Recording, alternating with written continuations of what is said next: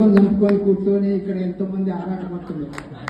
అది నా వయసుకు నాకు తెలుసు, నా ఎంట చాలా మంది ఉన్నారు. కాబట్టి వచ్చి 4 మాటలు మీ ముందు ఉంచుతాను. మనం ఇక్కడ సభ ఏర్పాటు చేసుకున్నది గురు శిష్యుల సంబంధం. గురువు శిష్యులు 40-50 ఏళ్లకు కలుసుకోవడం. నేనే తాతనంటే నా శిష్యులు తాతలు ఉన్న వాళ్ళు ఉన్నారు ఎంతమంది.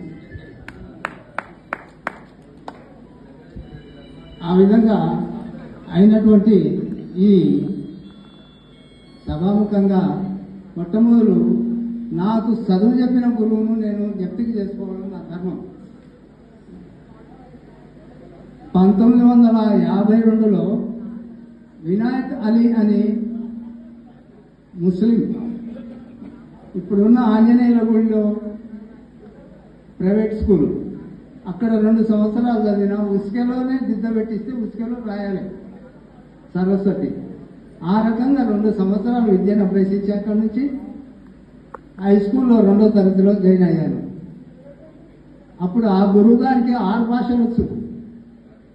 ఆ కాలంలో ఊళ్ళో ఏ కఠినమైన ఉత్తరం వస్తే ఆ దగ్గర వచ్చి చదివించుకొని వినిపించుకొని పోవాలి.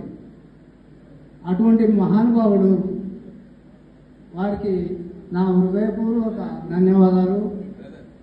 అట్లా శ్రీరంగాపురంలో ఎంతో మంది వారి శిష్యులై ఉన్నటువంటి వాళ్ళు ఉన్నారు. 1941 నా జన్మ తేదీ. 99లో రిటైర్డ్ అయ్యాను.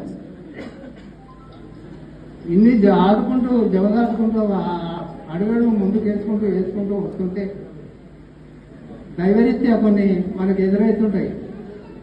ఎందుకు వచ్చే ఇది రోగం అంటే అడుగు ముందుకు వేస్తున్నాం అంటే, అడుగు అంటే ఏంటి, సంవత్సరాలు ముందుకు నడుస్తున్నాం. మనం ఎక్కడ ప్రయాణం చేస్తున్నాం, అంతిమ దిశకు ప్రయాణం చేస్తున్నాం. ప్రయాణం అంటే అందులో సునామీలు వస్తాయి, తుఫాన్లు వస్తాయి, ఎన్నెన్నో వస్తాయి. అవి ఎవరికి వస్తాయి? మనిషికే వస్తాయి. ఆ రకంగా సంవత్సరం కిందట హర్నియా ఆపరేషన్ అయింది.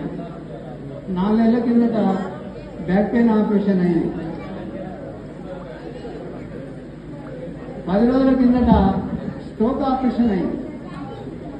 ఒక స్టెంట్ వేశారు. మా కొడుకు అసలు ఇంతకెళ్ళి అడిగే పెట్టొద్దు నాయన అన్నాడు, బయటికి పోవద్దు అన్నాడు, ఎక్కువ మాట్లాడొద్దు అన్నాడు, టీవీ చూడొద్దు, సెల్ ఫోన్ వాడద్దు, ఎన్నో నిబంధనలు ఎన్నెన్నో చెప్పారు. అయినా నా మనోధైర్యం నాకుంది. మీరు ఎన్ని కట్టుదిట్టం చేసినా నాకుంది ఆ ధైర్యం. ఎందుకు అట్లా చెప్తున్నారు? నేను